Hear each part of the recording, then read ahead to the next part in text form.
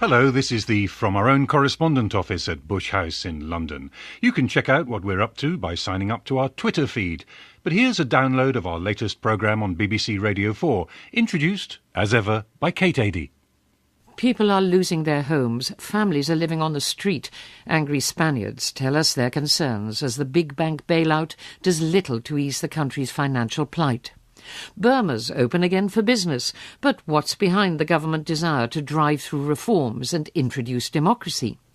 There's a history lesson for the footballers visiting Auschwitz, but is it one that's been noted in the Polish villages nearby? And under a giant banyan tree close to the river Ganges, 10 generations of a family's history are finally uncovered. The huge cash bailout for the Spanish banks announced earlier this week calmed the fevered markets, but not for very long. Did anyone really think it would prove to be a turning point in the long-drawn-out euro crisis? It wasn't. Interest rates on government debt carried on rising. The country's borrowing costs are at record highs. So, only days after that deal was reached, the concern about Spain's financial situation has, if anything, deepened. Paul Mason has been talking to people there unhappy with the way their government's dealing with it. As we come out of the Socialist Party offices, past the bust of Karl Marx, which stands inside the doorway, suddenly we can hear it. A cacerolada, protesters banging pots and pans. These protesters are women, office workers, mostly aged over 40, well-dressed. They've spread themselves in a line across the road at one of Madrid's intersections, and they're blocking the traffic. "You're late," one shouts into my face. Another points at her watch. "Why didn't you come before? It's nearly over." They bang the pots and pans and chant. The bailout's rewarding the banks, they say, but doing nothing to ease the suffering of families laid low by the economic crisis. People are losing their jobs, a woman tells me. Families with children, living on the street, living off charity. As she delivers this tirade, the women hold up posters saying, "Extinct, workers with rights." And then they all troop back into work, which turns out to be a courtroom, and the traffic can move again. I've seen a lot of caceroladas in the last 2 weeks. When Bankia, Spain's fourth biggest banking group, had to ask for a €4 billion bailout, and then another 19 billion when 4 billion was not enough, I saw protesters banging pots and pans outside one of its branches. The tactic is copied from Argentina when it went bust in 2002. Later, I met a bunch of squatters who'd occupied a block of flats in Seville after losing their own homes to repossession. They were planning a cacerolada of their own outside the electricity company, which has pulled the plug on them. Now, in Madrid, the bailout of the entire Spanish banking system on unspecified terms with up to €100 billion of EU taxpayers' money is greeted by a string of caceroladas, so that the cacerolada is fast becoming a kind of national dish. But Spain's problem is not just its banking system. The country's economy was buoyed up for a decade by the very property boom that the banking system fed. So now they have busted banks and a shrinking economy, and as the weeks tick by with many a cacerolada but no decisiones by the gobierno, massive capital flight. With 1 in 4 adults unemployed, with people like the court workers seeing their pay and pension cuts, all kinds of ordinary people have taken to the streets using methods copied from and sometimes aided by the M15 movement of anti-capitalist youth who occupied Spain's squares a year ago. But the protesters are well aware that, in a way, the incessant banging of spoon on Teflon is a kind of release valve on the social discontent. Nieves, the woman who'd organised the Bankia protest, told me people sit at home, they watch TV, they eat, they sleep. That's how they're coping with the crisis right now. I swear, she said, many people are in denial, just wishing for it all to end. But some go further. At dawn, we drive along a red dirt road between crisp wheat fields outside Seville, the grouse scuttling out of the way of our tyres. Drive for 11 kilometres and then look for the flags, says our fixer. The flags, of course, depict the face of Che Guevara. This farm, it's called Somonte, has been occupied by members of the Land Workers Union. Apart from Che and some dogs and a pet goat, nobody's around to greet us because, though they informed us with strict exactitude that the workday at Somonte begins at 07:30, today is Sunday, and they're not working. We rouse them out of 2 small farm buildings where they're sleeping nose to toe on the floor, about 50 people. Some jobless farm labourers, some itinerant anarchists, some both. They scoop vicious black coffee out of a pan. One wanders into a lettuce patch, picks a lettuce, strips the leaves off and serves us lettuce sandwiches with day-old bread. Rosa, the organiser, gets them into the field in a line and we film them bending their backs, clearing the remains of turnips. Soon everything will be occupied. Land, factories, homes, she tells me. People have had enough.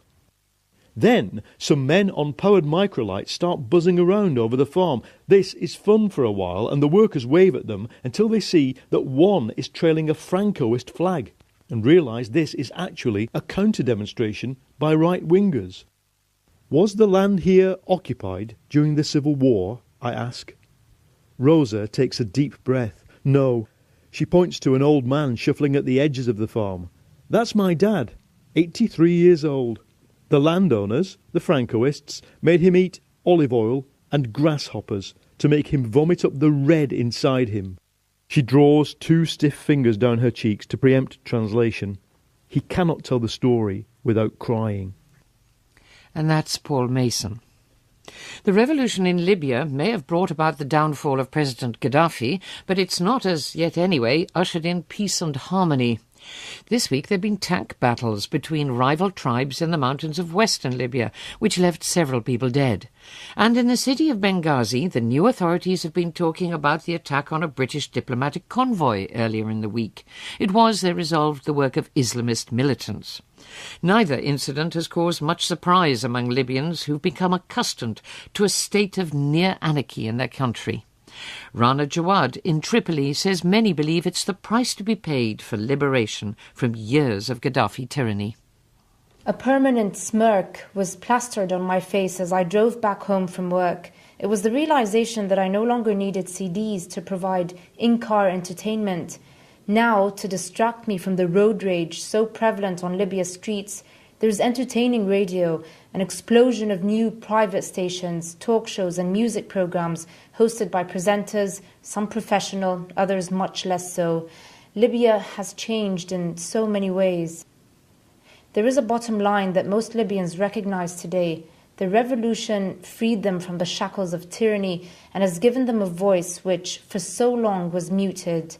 But the rest and the future is clearly up for debate. The voices of those who spent the better part of 4 decades glorifying a dictator and his iron rule have now been silenced. Many of Gaddafi's supporters are now languishing behind bars without formal charge. Some of them have been tortured. Discussing the concept of freedom of speech and human rights can be difficult, but it's a freedom Libyans relish. Gaddafi's people spoke for 42 years. He kicked us back to the Stone Age and killed our sons, one man told me, concluding, "It's our turn to speak now." So men and women here are all speaking, criticizing or complaining these days on TV, on the radio, online and on the streets, in Arabic and in English, for the first time in decades. It feels like you're in a crowded room with everyone speaking at the same time, jostling to be heard over all the noise. Life here can seem chaotic and dangerous when feuds over the theft of a car, a turf war over an abandoned building, or when an armed show of strength has killed a bystander or a rival militia member. There are times when an hour-long battle using heavy weaponry can be heard in the dead of night. It's unexplained and sometimes goes unreported. You can get 10 different versions of the story. Who knows who's telling the truth? There are militias that take no orders from anyone but themselves. Not long ago, for example, they kidnapped a man in Tripoli because one of his neighbours had told them he had worked for a hated former Gaddafi henchman. He was held for 2 weeks and beaten, but after an investigation proved he, as they say here, had no blood on his hands, his captors released him with an apology and a return ticket to Tunisia so his injuries could be treated.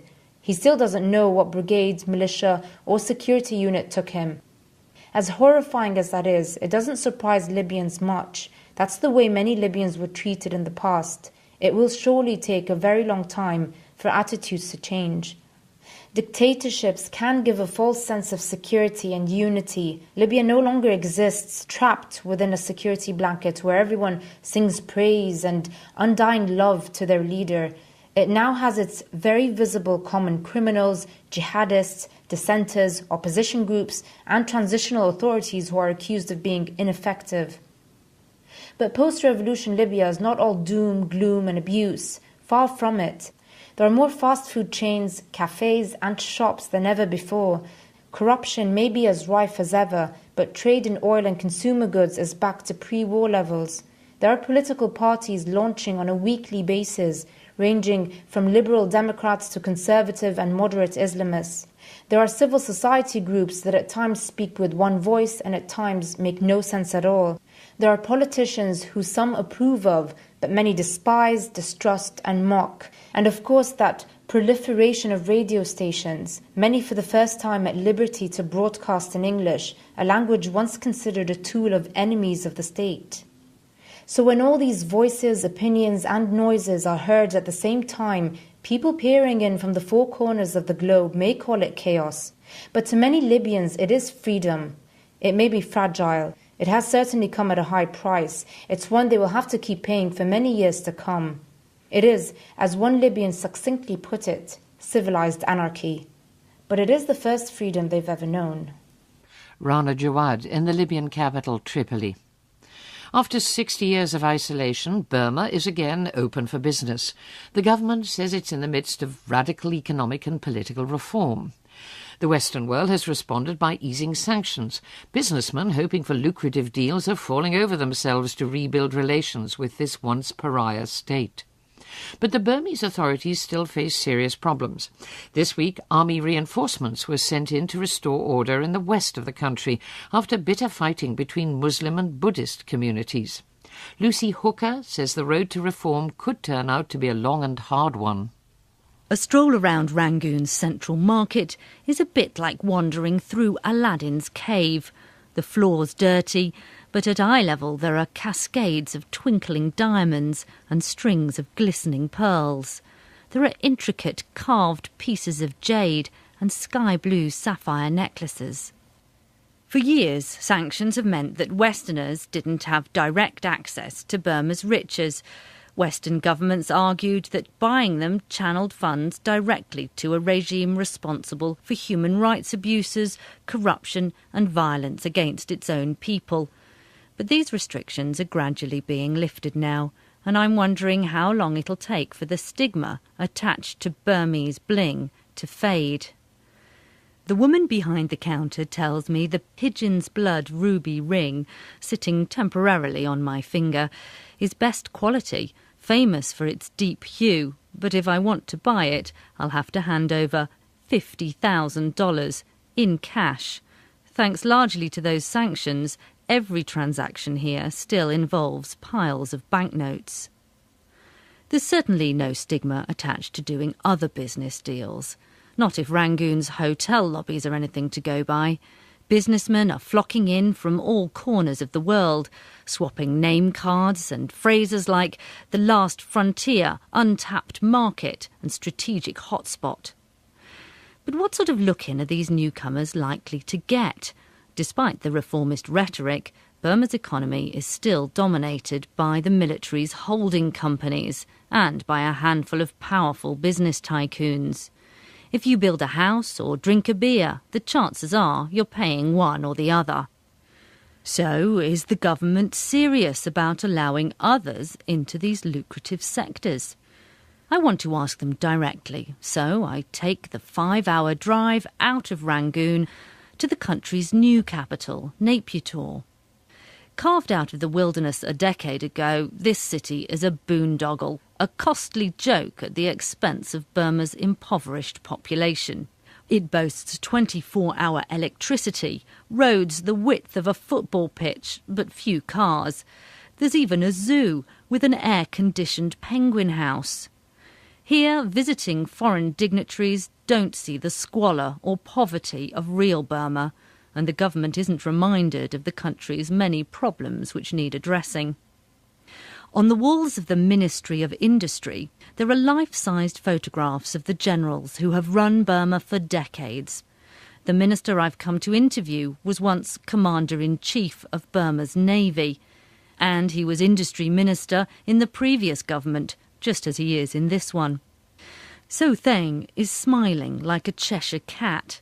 He promises a completely new Burma, open to the world and to foreign investment. It's for the sake of the Burmese people, he says. Why this change, I ask? What's motivating you to do this? We are poor, he says. The army has always had Burma's best interests at heart, but their policies didn't work. Now we are poorer than Cambodia and Laos. Burmese national pride is clearly hurt. Naypyitaw's apparently grandiose government buildings actually look less imposing close up. There are cracked tiles, peeling paint. I note there's a flowery curtain in place of a door in the ministry's washroom. A toilet seat is broken. 60 years of military rule, then, has not been an overwhelming success. Hence the plan for a carefully controlled transition. Usually revolutions don't work out as planned, but here the roadmap to democracy has been set out for the past decade, and it's now being followed with literally military precision. Back in Rangoon's gem market, I look again at the carved jade animals. There's a charming little frog. If I buy this, I wonder, who benefits? The ladies who want to sell me the ruby-encrusted ring say their jewels come from a mine in Shan State, renowned for its gems, but equally famous for its intractable ethnic conflict. They tell me candidly that half of the jewels extracted from this mine go to the military. I'd like to be able to send a more positive signal about the direction Burma is taking, but it seems much of the real work is yet to be done. So, for now, I decide against buying the jade frog, and I doubt I can slip $50,000 through BBC expenses, so I say no to the ruby ring too. Lucy Hooker, back now from Burma. Auschwitz has been seeing a lot of footballers in the last week or two. The English team, the Italians too, were given guided tours of this former death camp ahead of the European Football Championships. There and in camps nearby, the Nazis gassed millions of people, mainly Jews, and the visits by the sportsmen confirmed that the atrocities are not being forgotten. But does this history receive the same treatment away from the media spotlight? David Schuckman has been to investigate in a small Polish village which is of particular interest to his family. Off a highway southeast of Warsaw, a lane winds through a backwater of old farms and storks nesting on top of telephone poles. A sign announces the village of Baranov. At its centre stands a handful of ugly concrete supermarkets. The main road is battered. Dust covers the windows and pavements. It's poor here. And the looks we get, though not hostile, are not friendly either. Baranov is not in the guidebooks, and most people would have no reason to come here. But I do. Towards the end of the 19th century, Baranov was home to my grandfather, David, after whom I'm named. For centuries there'd been a Jewish community in the village, and he'd been part of it. Like many, he was a tailor, but conditions had been tough, so he'd moved away, eventually to England. Though some of his relations stayed behind, we don't know how many. But at some point in the Second World War, possibly 1942, all the Jews of Baranov were rounded up and sent to their deaths. My visit, with my daughter Kitty, is to see if there's any trace of the lives once led here. Our starting point is a small hill above the village, the traditional site for a Jewish cemetery. A sign states in Polish that this was indeed the burial ground for the Jewish community. An old man appears on a bike. At first he's suspicious. "Are you here to claim back any land?" I tell him I'm not, I'm just curious, and he relaxes. He's kept the site clear of rubbish, he says. After the war, the headstones were all stolen, and in a final indignity, the place was used as a rubbish dump. A single piece of stone lies in the grass. It's inscribed in Hebrew, but very faded. I found it by the road, the old man says, and brought it back here. Kitty wants to know where the Jewish community lived. So we're led into the heart of the village, where the carpenters, shoemakers and tailors, we're told, had their homes. I try to picture my grandfather hunched over a sewing machine, but the houses have been replaced by the concrete supermarkets. We're shown a small bank built in the 1950s, also concrete. It's standing where there was once the synagogue. The only clue, a road sign. This is Synagogue Street. I see the bank has a cash machine. I do need some money, but can't bring myself to get it from here. We meet a man aged 95, Stanislav Stefaniak. He describes how the village had always been divided. Jews in the centre doing trades, Poles around the edge farming the land. And then one day the Jews were ordered to gather in the main square, before being marched to the nearest railway station. A few, he says, were hidden by Poles. What happened to them? He hesitates. The easiest narrative here is that it was only the Nazis who killed the Jews. But Stanislav admits an uncomfortable truth. After the war, he says, the Jews who came out of hiding were robbed and killed by Poles. I want to know if Stanislav remembers what it was like. The village suddenly losing its shopkeepers, artisans, tailors, whole families. He doesn't answer. In the 20 years since the end of communist rule, the Polish government has done a lot to raise the profile of the Holocaust. Its support for the museums at Auschwitz and other camps ensures that huge streams of visitors get a very vivid sense of the enormity of what went on here. But I wonder whether that motivation reaches down to a local level, to a village like Baranov. At one edge of the square, a map marks the farms and churches, the clinic and the school, but it makes no mention of an abandoned cemetery on a hill, or a place of worship used by hundreds of people for several centuries that's now been replaced by a bank. Kitty spots a war memorial outside the church. It records the losses of the Polish people. Their suffering was terrible, no question, during the war and after, but the history carved into this dark stone is incomplete. Half of the people of this village were dispatched to the death camps, and there's not a word about them. As we leave, I realise that we're on the road my grandfather must have used on his way to seek a better life, and we give thanks that he did. And that was David Schuckman. And he's far from alone in wanting to learn more about his family's history. Genealogy's big business these days. The internet has a lot to do with it. A click of the mouse can turn up intricately researched family trees, complete with roots and branches you didn't even know existed. Now, if you're from a Hindu family, tracing your ancestry can be a little more demanding. As Anu Anand has been finding out in India, the quest for one's roots can involve a pilgrimage, hereditary priests, and in her case, a mysterious tree. Dusk falls over the holy city of Haridwar in northern India, turning amber the waters of the Ganges River. Reflecting the flames from hundreds of small clay pots and towering candelabras, the river becomes luminous, alive.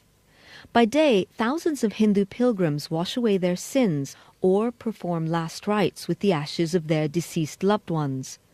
Now they gather on its banks to join in the chanting of evening prayers. My own pilgrimage to Haridwar is for a different reason. I grew up in the southern United States, where classmates often showcased copies of intricate family trees, each ancestor's name written in neat calligraphy.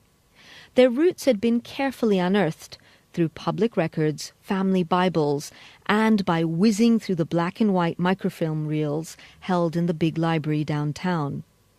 But my own past was a mystery. Neither my parents nor I possessed birth certificates.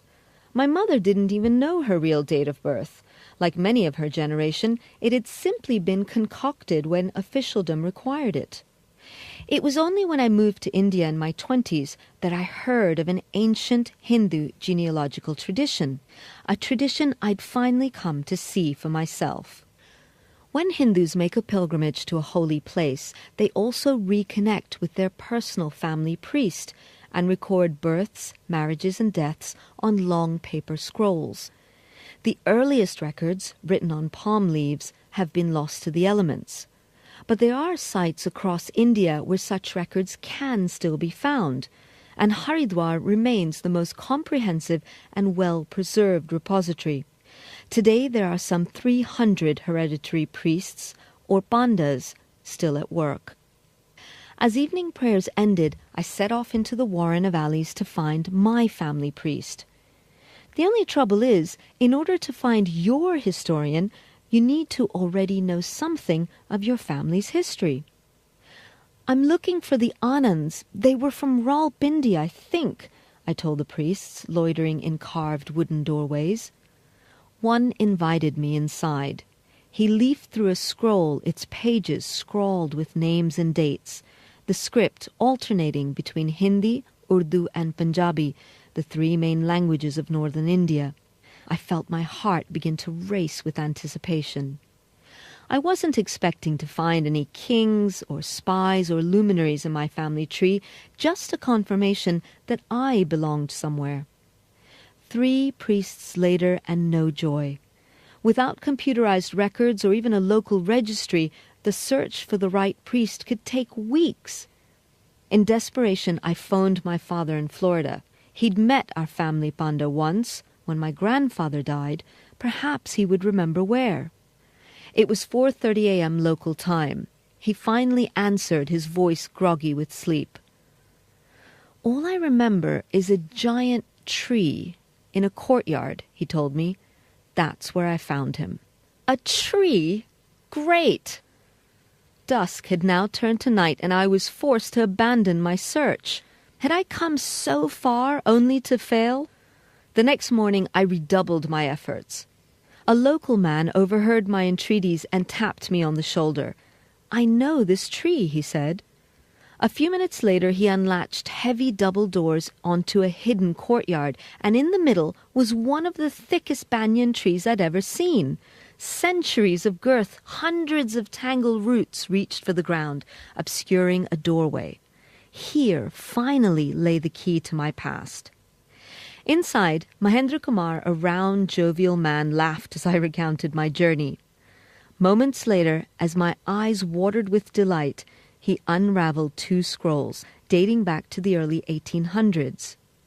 They contained entries written in the hand of my father, grandfather, great-grandfather, and great-great-grandfathers going back a staggering 10 generations. My father's family originated from a village called Mianiwale outside Rawalpindi, now in Pakistan. They were traders selling grain and dried fruit across India and the northwest frontier. Mr. Kumar then invited me to make my own entry. Under the date, I put my name, as well as the names of my English husband and our 2 children. With hindsight, I'd be mad to bequeath my children a pre-printed family tree, with ancestors' names already laid down in neat calligraphy, when they could instead inherit a marvelous adventure, right down to the search for a giant, mysterious tree, and under its canopy their hidden ancestral roots. And with Anu Anand finally getting acquainted with 10 generations of her family, we've reached the end of another programme. I'll be here again with more tales from around the world on Saturday morning at 11:30. I do hope you'll join us then. As if anything deepened, Paul Mason has been talking to people there unhappy with the way their government's dealing with it. As we come out of the Socialist Party offices, past the bust of Karl Marx, which stands inside the doorway, suddenly we can hear it. A cacerolada, protesters banging pots and pans. These protesters are women, office workers, mostly aged over 40, well-dressed. They've spread themselves in a line across the road at one of Madrid's intersections, and they're blocking the traffic. "You're late," one shouts into my face. Another points at her watch. "Why didn't you come before?" Hello, this is the From Our Own Correspondent office at Bush House in London. You can check out what we're up to by signing up to our Twitter feed. But here's a download of our latest programme on BBC Radio 4, introduced, as ever, by Kate Adie. People are losing their homes. Families are living on the street. Angry Spaniards tell us their concerns as the big bank bailout does little to ease the country's financial plight. Burma's open again for business, but what's behind the government desire to drive through reforms and introduce democracy? There's a history lesson for the footballers visiting Auschwitz, but is it one that's... Well, it's nearly over. They bang the pots and pans and chant. The bailout's rewarding the banks, they say, but doing nothing to ease the suffering of families laid low by the economic crisis. People are losing their jobs, a woman tells me. Families with children living on the street, living off charity. As she delivers this tirade, the women hold up posters saying, "Extinct, workers with rights." And then they all troop back into work, which turns out to be a courtroom, and the traffic can move again. I've seen a lot of caceroladas in the last 2 weeks. When Bankia, Spain's fourth biggest banking group, been noted in the Polish villages nearby. And under a giant banyan tree close to the river Ganges, 10 generations of a family's history are finally uncovered. The huge cash bailout for the Spanish banks, announced earlier this week, calmed the fevered markets, but not for very long. Did anyone really think it would prove to be a turning point in the long-drawn-out euro crisis? It wasn't. Interest rates on government debt carried on rising. The country's borrowing costs are at record highs. So, only days after that deal was reached, the concern about Spain's financial situation had to ask for a €4 billion bailout and then another $19 billion when $4 billion was not enough. I saw protesters banging pots and pans outside one of its branches. The tactic is copied from Argentina when it went bust in 2002. Later, I met a bunch of squatters who'd occupied a block of flats in Seville after losing their own homes to repossession. They were planning a cacerolada of their own outside the electricity company, which has pulled the plug on them. Now, in Madrid, the bailout of the entire Spanish banking system on unspecified terms with up to €100 billion